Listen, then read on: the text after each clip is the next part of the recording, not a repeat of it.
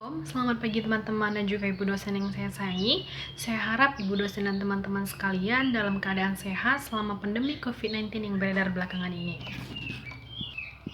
Di sini kami akan mempresentasikan hasil diskusi kami. Kami dari kelompok 7, yaitu saya Gisela Butar, Maria Tambudan, dan Arya Manurung. Selanjutnya, materi yang pertama akan dibawakan oleh saya sendiri. Materi yang pertama adalah kelahiran secara normal. Melahirkan normal adalah istilah bagi ibu yang melahirkan bayinya melalui vagina. Ini merupakan proses yang dijalani ibu hamil ketika janin yang dikandungnya siap untuk dilahirkan. Usia kehamilan yang tepat untuk melahirkan umumnya antara minggu ke-37 hingga ke-42. Proses melahirkan normal dimulai dengan kontraksi otot rahim, pembukaan leher rahim atau serviks, dan dibantu dengan dorongan dari otot panggul ibu sehingga bayi dapat keluar melalui vagina. Kelahiran secara normal memiliki 3 tahap. Tahap yang pertama memiliki 2 fase. Yang pertama adalah fase awal dan fase aktif.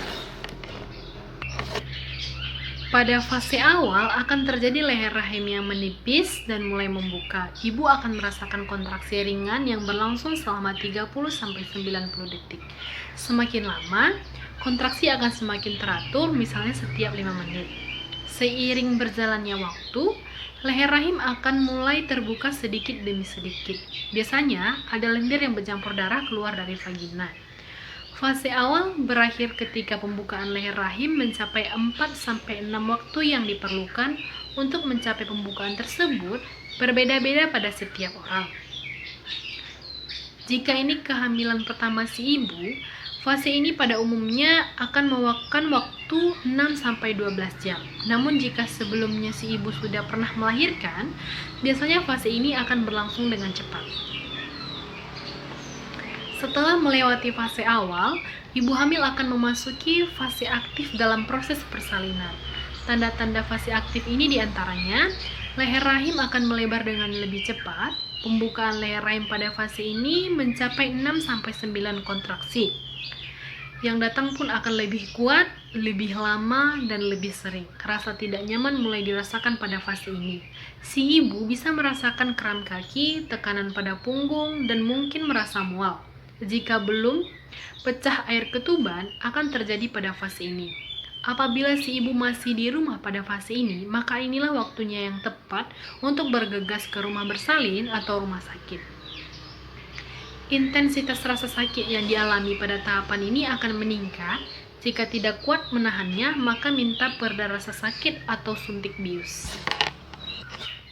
Fase aktif biasanya berlangsung antara 4-8 jam. Jika ini adalah kehamilan pertama, namun bisa berbeda pada setiap orang. Ketika fase aktif berakhir pada masa yang disebut fase transisi, di sini kontraksi akan berlangsung lebih kuat dan lama.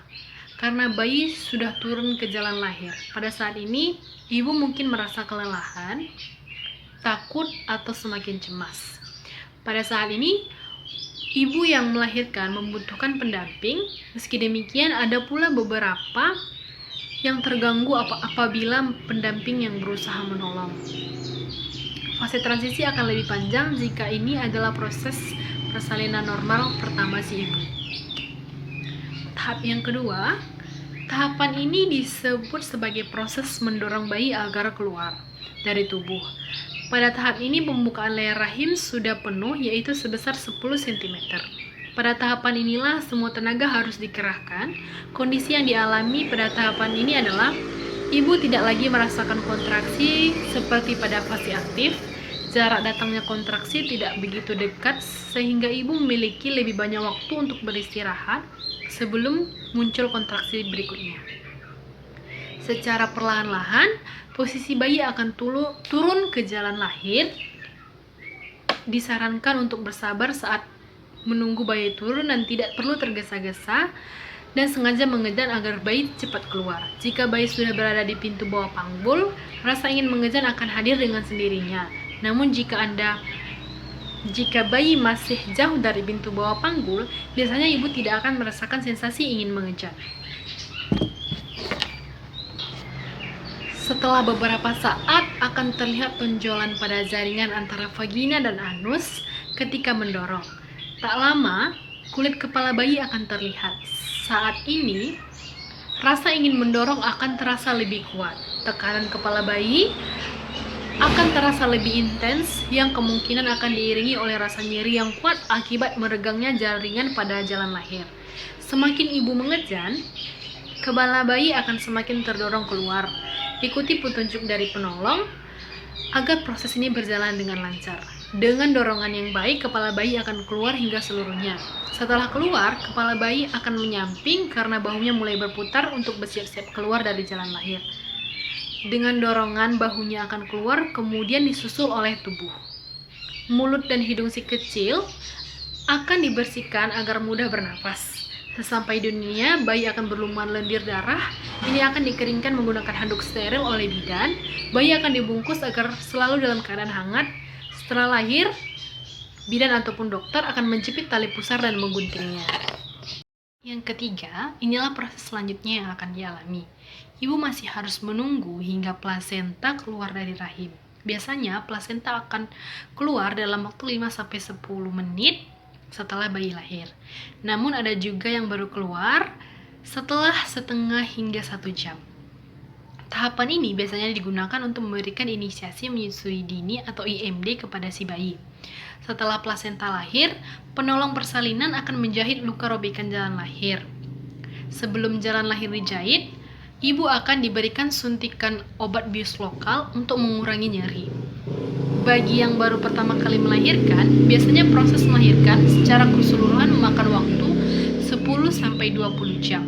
Proses melahirkan bisa lebih cepat jika ibu sudah pernah melahirkan secara normal sebelumnya. Proses melahirkan normal memang menguras waktu, tenaga, dan pikiran. Materi yang kedua yaitu kelahiran dengan bantuan medis. Di sini kami berdiskusi dan mengambil tentang operasi sesar. Tahapannya, yang pertama daerah rambut kemaluan dicukur, kateter yaitu selang kecil yang akan dipasang ke dalam kandung kemih agar tetap kosong dan tidak menghalangi kerja dokter. Di perut akan diletakkan kain-kain steril, permukaan perut akan diolesi cairan antiseptik. Kain dibentangkan di sekitar pundak si ibu agar tidak melihat sayatan. Infus dipasang untuk dimasukkan obat nantinya. Ibu akan dibius, biasanya bius epidural dan bersifat lokal. Dilakukan melalui suntikan tepat di lokasi tertentu dari ruas tulang belakang. Saat penyuntikan, posisi tubuh berbaring, menyamping, menukuk tubuh hingga lutut menyentuh dahi. Selanjutnya, setelah yakin anestesi berfungsi, dokter akan membuat sayatan sekitar 20 cm tepat di atas tulang kemaluan. Kemudian, membuat sayatan kedua di bagian bawah rahim. Kantung ketuban bila belum pecah akan dipecahkan dan cairan disedot keluar. Bayi dikeluarkan melalui sayatan tersebut dengan cunam, yaitu alat kebidanan untuk melahirkan janin dengan tarikan kepada kepala. Ibu bisa melihat keluarnya bayi dengan meminta dokter sedikit menurunkan layar. Hidung dan mulut bayi disedot. Ibu akan mendengar tangisan dan melihat tali pusar bila cukup panjang.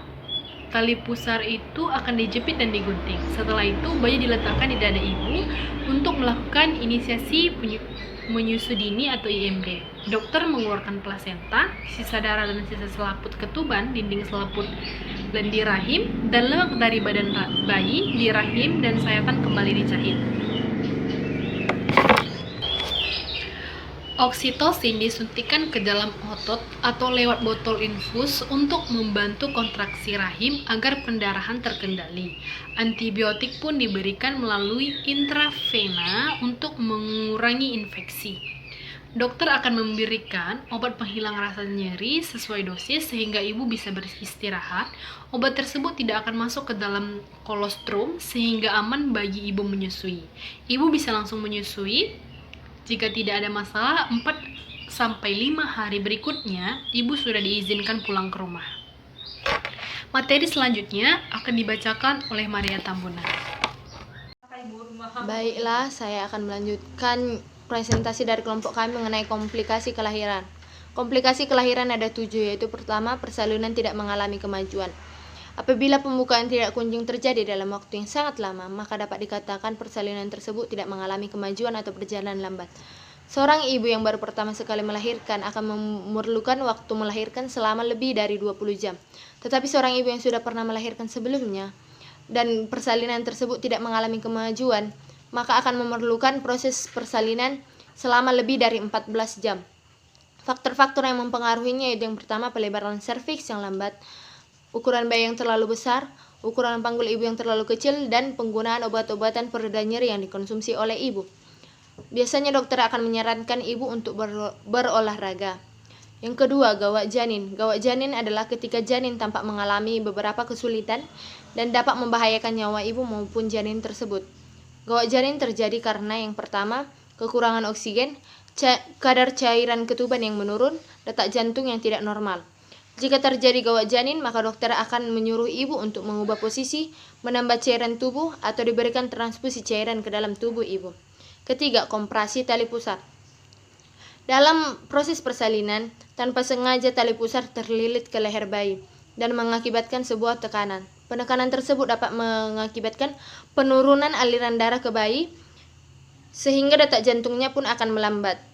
Jika masalah lilitan tali pusar hanya berlangsung sementara, maka proses persalinan normal dapat ditempuh.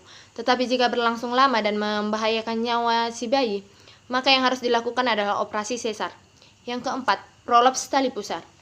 Prolaps tali pusar terjadi jika tali pusar tiba-tiba keluar melalui serviks setelah air ketuban pecah, padahal bayi belum menuju jalan lahir.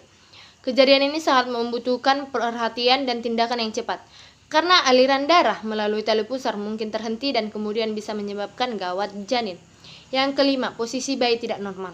Seperti yang kita ketahui, posisi bayi yang normal adalah ketika bagian kepala berada dekat dengan jalan lahir.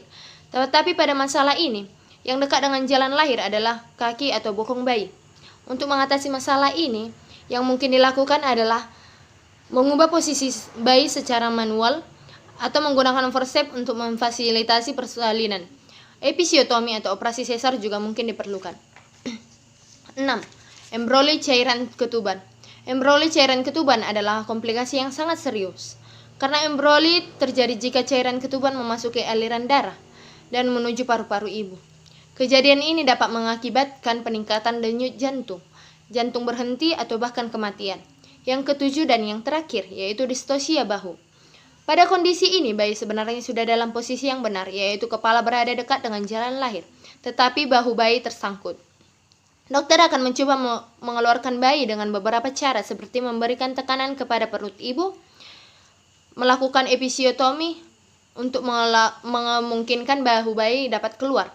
Distosia bahu biasanya berlangsung sementara dan dapat diobati, namun tidak menutup kemungkinan akan terjadi cedera pada ibu maupun bayi. Baiklah, saya akan menjelaskan tentang perkembangan fisik anak selama 3 tahun. Kemampuan berbahasa atau kemampuan bahasa dan komunikasi. Anak usia 3 tahun sudah mulai mengembangkan keterampilan berbahasa dan berkomunikasi. Jadi, anak usia 3 tahun sudah mulai mengembangkan bahasa atau berkomunikasi dengan baik.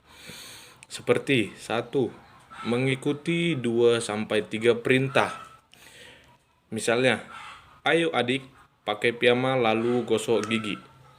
Seorang ibu menyuruh anaknya untuk mengganti bajunya dengan piyama lalu gosok gigi sebelum tidur. Lalu si anak melakukannya. Yang kedua, bisa berbincang menggunakan 2-3 kalimat. Si anak bisa berbincang menggunakan 2-3 kalimat, seperti seorang anak ingin minta belikan mainan. Pak, aku ingin mainan. Yang ketiga, mampu menggunakan kata ganti aku, kamu, dan kita. Contohnya, Ma, aku ingin makan. Lalu yang keempat, mengenali teman.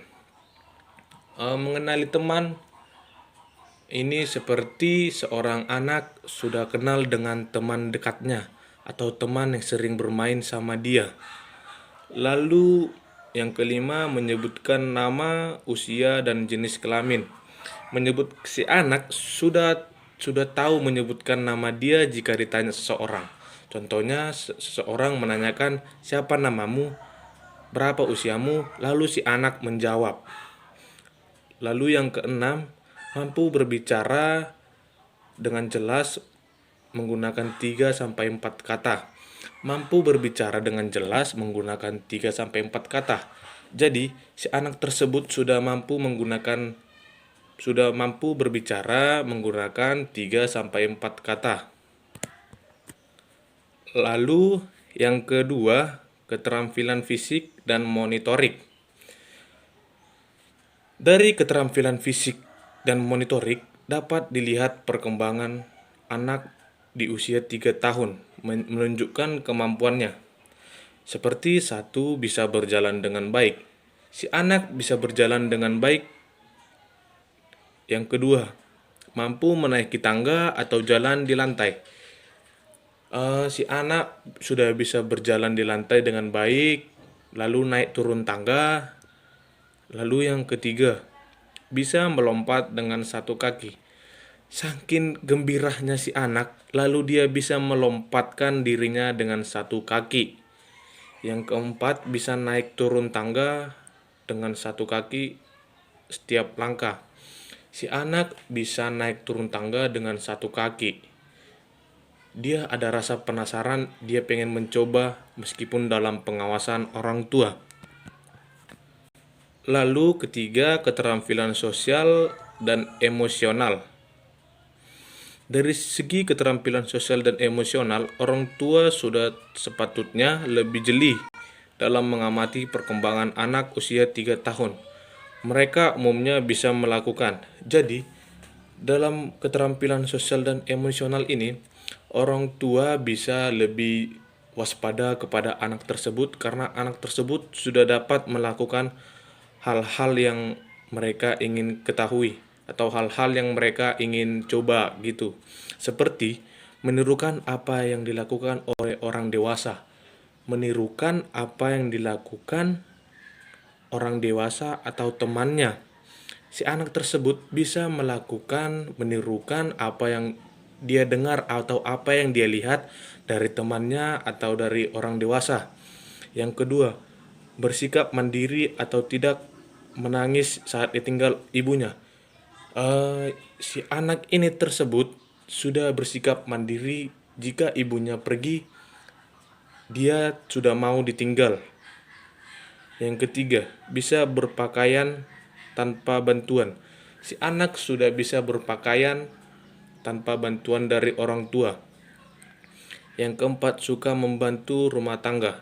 Tugas rumah tangga. Suka membantu tugas rumah tangga, yaitu bisa kita lihat dari si anak pengen seorang ibu menyuci piring, lalu si anak datang menghampiri ibunya. Lalu dia penasaran dan ingin membantu ibunya. Yang keempat, menunjukkan berbagai perasaan. Menunjukkan berbagai perasaan bahwa seorang anak tersebut sudah mulai mengenal apa artinya sedih. Sudah tahu. Contohnya atau sudah tahu mengenal apa artinya iri. Contohnya seorang temannya memiliki mainan yang bagus lalu dia iri kepada temannya tersebut. Lalu yang kelima, mau bergiliran saat bermain. Si anak tersebut sudah mau bergiliran saat bermain kepada temannya. Contohnya mau bergantian bermain pada temannya. Lalu keterampilan mental 4, keterampilan mental dan berpikir. Kemampuan mental dan berpikir anak sangat berkembang pesat dalam usia ini. Jadi, anak usia 3 tahun sudah memiliki keterampilan mental yang sangat pesat. Amati apakah dalam perkembangan anak usia 3 tahun anak Anda sudah bisa seperti 1.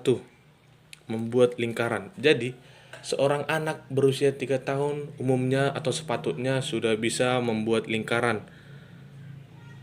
Baru yang kedua, menyelesaikan 3 sampai 4 potong puzzle. Seorang anak bisa melakukan menyelesaikan 3 sampai 4 potong puzzle. Lalu yang ketiga, membuat cerita dengan boneka. Si anak lagi bermain dengan boneka lalu mereka bercerita-cerita. Yang keempat, mengenal warna-warna. Si anak sudah mengenal warna yang mana dia sering temui.